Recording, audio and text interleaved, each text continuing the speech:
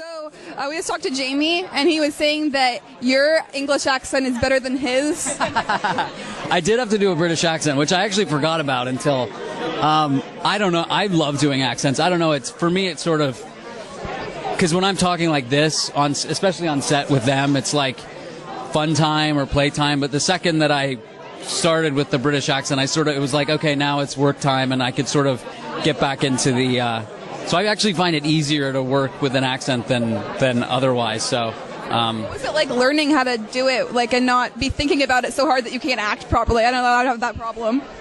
I don't know. I mean, I've done it a few times in the past, and I think it's something that either you like to do or you don't. And once you get comfortable enough with it, it's something you have to really work on before, but.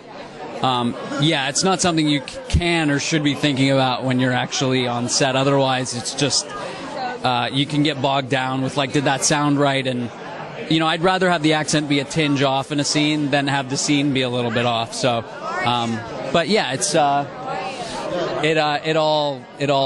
I think it worked. I mean, if Jamie liked it, he's British, then I guess he's the best barometer for me. So yeah.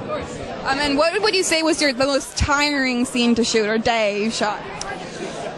I mean, we did this whole fight sequence that took about 2 weeks to shoot at the Hotel d'Amour that was physically very exhausting. I mean, it was a fun movie, so it's not like I was desperate to go home at any point, but I was pretty physically beat up by the end of shooting that hotel, and the air in there was terrible. So we all had the coughers, the smoker's cough by the end of it. So if you could be a shadow hunter or a downworlder, which would you choose? I mean, I've played a shadow hunter, so I think I'm definitely gonna go with that.